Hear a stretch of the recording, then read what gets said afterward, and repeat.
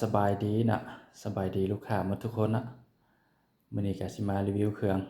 น้อยหนึ่งให้ลูกค้าได้เบิ่งอีกนะรีวิวเครื่องตามนี้นะนี่เป็นปอกหัดนะปอกจับทางกับราวนี่นะตัวนี้นะอันนี้เป็นลูกปืนนะตัวนี้นะตัวนี้เป็นลูกปืนมารีวิวนี่เป็น K2 นะ K2 วาล์วนอกนะนี่เป็นทัติโก้นะทัติโก้อันนี้เป็นท็อป A นี่เป็น M3 เทอร์มินาตอร์นะเบิ่งนะ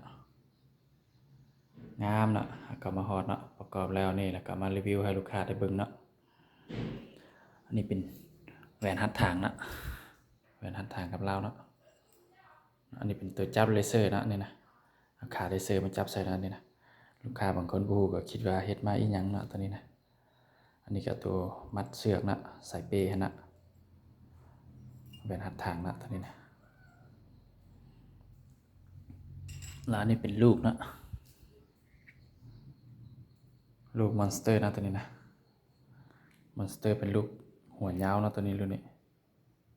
มอนสเตอร์เป็นลูกหัวยาวขนาดเบิ่งนะตัวนี้ลูกจะหนักกว่านะ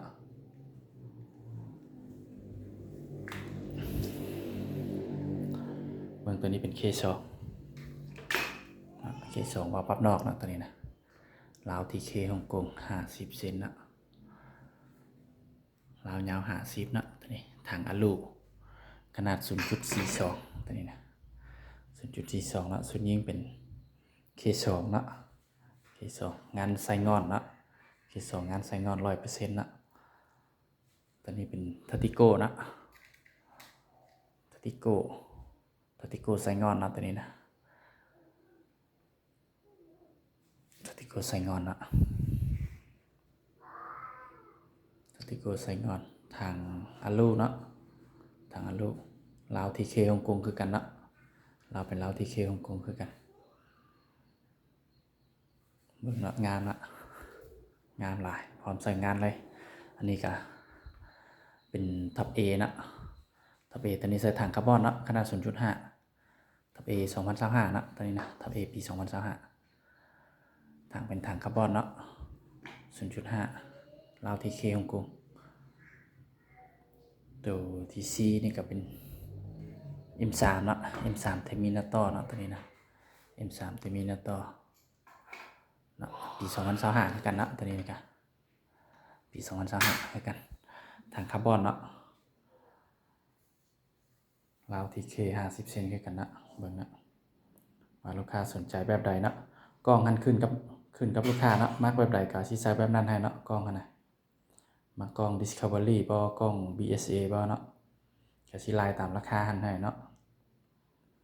ผู้ใดสิเอาก็จัดไปเนาะช่วงนี้ฤดูฝนก็สิจัดราคาพิเศษให้เนาะใกล้เ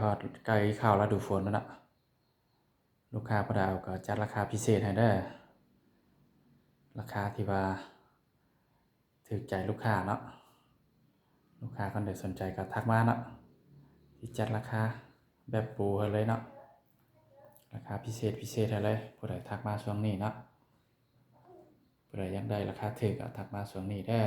จัดให้ราคาถูกฮะมื้อนี้ก็สิมาพบลูกค้าทุกคนได้ส่ำนี้นะเอาไว้เป็นโอกาสหน้ามีเวลาก็สิมาลงคลิปใหม่อีกนะสิมาลงคลิปใหม่ให้ลูกค้าได้เบิ่งได้ชมอีกนะเน้นพิเศษอีกนะแบบมีราคาพิเศษนะช่วงนี้นะราคาพิเศษเด้อลูกค้าคนใดอยากได้เก็บไว้ก็มีแต่จัดมานะ